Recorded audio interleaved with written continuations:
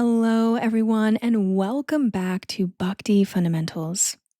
Today, we're addressing a point that came up in one of our recent group discussions. We were talking about how sometimes when we first hear about Bhakti Yoga or the teachings of the Bhagavad Gita, such as the law of karma, a question might arise. And that question is, but what if I don't believe in all that? Does it all still apply to me? And we'll find out why in a moment. But in one sense, this is similar to asking, if I don't believe in gravity, will I still fall if I jump off a building? Or if I don't believe it's a nice day outside, even though it is, does my belief change the actual weather? And we know the answer to these questions is, of course not. In our group discussion, we talked about how our belief about something doesn't create or undo reality. It only affects our perception of it. We all form opinions or takes on the material world around us, but having an opinion doesn't guarantee that our opinion is accurate or even in our best interest. When we read the Bhagavad Gita, we learn that the spiritual path of Bhakti Yoga, or devotional service to the Supreme, Kṛṣṇa, is not a sectarian path or a cultural label or even a religion. It is actually what is called Sanatan Dharma. And the Sanskrit phrase Sanatan Dharma refers to the eternal duty or function of the soul, the natural activity of every living being, including you and me, regardless of what religion we may subscribe to, or what philosophy we adhere to, or what political party we identify with, etc. In the Gita, Kṛṣṇa explains that we are not our temporary material bodies or the changing roles and identities that we take on during our various lifetimes in this material world. Rather, we are all eternal, individual souls. And as souls, serving the Supreme with love or bhakti is our natural, eternal occupation, our Sanatan Dharma. People sometimes ask, so is Bhakti Yoga a religion? The answer is not in the usual sense. Sanatan Dharma doesn't refer to religion in the sense of institutional belonging or belief systems. Rather, it refers to our unchanging spiritual nature, the unchanging eternal nature of you, of me, and of every living being irrespective of bodily type. And the practices of Bhakti Yoga help us uncover this eternal nature of ours. In fact, the whole yoga system is meant to bring us to this realization. Just as the nature of water is to be wet and the nature of sugar is to be sweet, the nature of the soul, whatever body that soul appears in, is to love and serve Kṛṣṇa. That loving service is bhakti. And that is our true, eternal, and unchanging duty. Thus, Bhakti Yoga applies to everyone and can help everyone reconnect with their eternal nature, regardless of whether they subscribe to a particular religion or not. Bhakti Yoga is universal. And we learn that Bhakti Yoga, loving devotional service to the Supreme, is actually intrinsic to who we are. We are not material beings or bodies trying to become spiritual. We are already spiritual beings by nature. As the scriptures explain, our true identity is that we are eternal servants of Kṛṣṇa. This is mentioned in a verse that begins, Jivara Swarupahaya Krishnara Nityadas, from the Sri Chaitanya Charitamrita. So, even if someone doesn't believe in Bhakti Yoga, the potential for it lies dormant in all of our hearts anyway, because bhakti is not imposed from the outside, but rather is inherent to us. In our materially conditioned state, we forget this truth. After countless lifetimes of identifying with our body and mind and associating with matter, we become disconnected from our real identity as spiritual beings. It's a bit like if we went trick-or-treating and then kept the costume on afterwards and forgot our day-to-day life.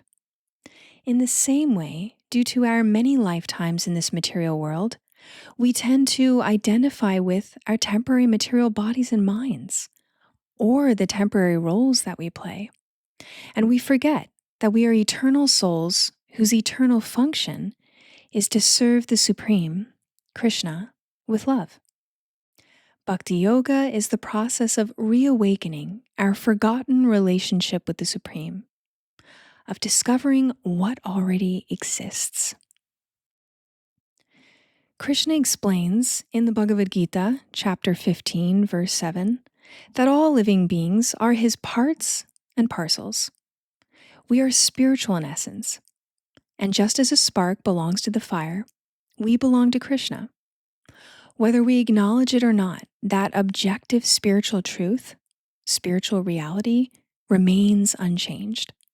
Just like gravity continues to operate whether we believe in it or not, our connection to Kṛṣṇa and our identity as his parts continues to exist whether or not we pay attention to it. The same goes for other principles we hear about in the Bhagavad Gita, like karma, the law of cause and effect in this material world. Every material action we take brings about a corresponding material result. Whether or not we believe in karma doesn't change its reality. Just like gravity, it functions regardless of our belief. In a similar way, if you put your hand in fire, it will burn, whether you're a child or a scholar, a believer or a skeptic. Similarly, when we act materially, whether the action is good, bad, or neutral, those material actions produce corresponding material reactions. Karma simply means that material actions have consequences. But more than that, karma is part of a system designed by Kṛṣṇa not to punish or reward, but to teach us. Karma is reaction-based. It is fulfillment-based. It is not malevolent. It's not about getting even. Rather, what we receive in return is a reflection of the choices we make. We are the ones determining what comes to us next. In that sense, karma is not just something happening to us, it's something unfolding due to our actions, how we choose to act. Karma is like a built-in teacher, helping us learn from our experiences. Over time, if we're thoughtful, it begins to awaken deeper questions in our hearts. Is there a deeper meaning to life? What's the purpose behind my struggles? How can I live more consciously? Why am I suffering? And eventually, we begin to ask the most important question of all. How can I live spiritually? In this way, karma is not just a law, it's a compassionate guide, encouraging us to rise beyond the temporary and reconnect with our eternal nature. And this is where Bhakti Yoga comes in. While our material karma keeps us entangled in a cycle of material action and reaction, pleasure and pain, gain and loss, lifetime after lifetime in this material world, Bhakti Yoga offers us a path that is transcendental to that cycle. In fact, it enables us to rise above the material world entirely. How so? Because bhakti is not something artificial or imposed. It is our Sanatan Dharma, our eternal function and nature, as we discussed earlier. The 9 processes of Bhakti Yoga, such as chanting the Maha Mantra, gradually reawaken us to our original spiritual nature. They reconnect us with our true identity as loving servants of the Supreme Person, Kṛṣṇa, who is our source and the source of all existence. When we act within the realm of Bhakti Yoga, by engaging in spiritual activities like hearing about transcendental topics, reading the Bhagavad Gita, or chanting the Maha Mantra, we step outside the jurisdiction of material karma. This means that when we act spiritually, we do not generate material karmic reactions, because spiritual actions, unlike material ones, do not bind us to this material world. In fact, they do the opposite. Spiritual activities cleanse our hearts of our material conditioning and gradually liberate us from the entanglement of the material world entirely. This is the power of Bhakti Yoga. It purifies us and reconnects us with our true eternal nature. Thus, we should aim for performing more spiritual activities and try at the same time to minimize our material karma. Otherwise, it's like trying to start a fire while pouring water on the kindling. Our spiritual progress may be slowed or obstructed in that way. And here's the most beautiful part of today's message. Kṛṣṇa himself designed Bhakti Yoga to work this way. It is not a man-made philosophy or a temporary trend. It's a divine system established by the Supreme Himself. It works because it is rooted in absolute truth, in the spiritual reality of who we are and who Kṛṣṇa is. Whether we believe in the potency of Bhakti Yoga or not, we are eternally individual souls, and Kṛṣṇa is eternally the Supreme and our source. And Bhakti Yoga eternally remains the spiritual path that links the two, that connects each and every soul to Kṛṣṇa. Recall that the word yoga means to link or to connect. Bhakti Yoga is the process that links the soul, us, back to our source, to Kṛṣṇa, through loving devotional service. So Krishna's invitation in the Bhagavad Gita is simple. Try out Bhakti Yoga. Just as sunlight on a hot day will tan or burn our skin if we stay in it long enough, whether we believe it will or not, the spiritual practices of Bhakti Yoga will begin to affect us the moment we engage in them. All that's required is sincerity and an open heart. The transformation may be gradual, but it is certain. In Bhakti Yoga, one of our core practices is chanting the purifying names of the Supreme in the form of the Maha Mantra. Hare Krishna, Krishna Krishna, Hare Hare, Hare Rama, Rama Rama, Hare Hare. When we chant this mantra with sincerity, Kṛṣṇa hears our call to him because he is already within our hearts as the Paramatma, the Supersoul, witnessing all our thoughts, feelings, and desires. And when he sees that we are genuinely reaching out to him, he reciprocates. How so?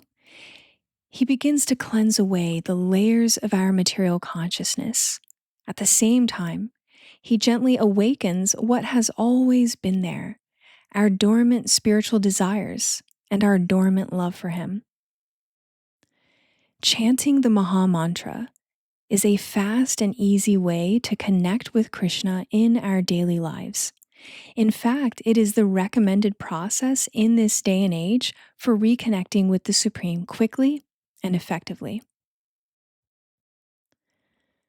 So whether or not we had heard about or believed in Bhakti Yoga before today even, the truth remains unchanged.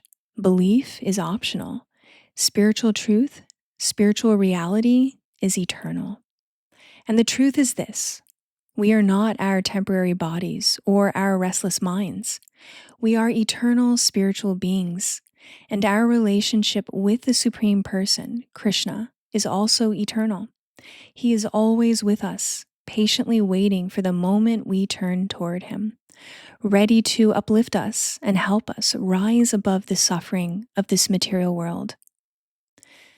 To help us uncover our eternal relationship with him, Kṛṣṇa designed the spiritual path of Bhakti Yoga, and it is a simple, joyful, and effective path for fully reconnecting with him and reaching the highest possible realization of him as the Supreme Person. In conclusion, Bhakti Yoga isn't about what we believe or don't believe. It's not about believing in something new or different. It's actually about uncovering what's already true.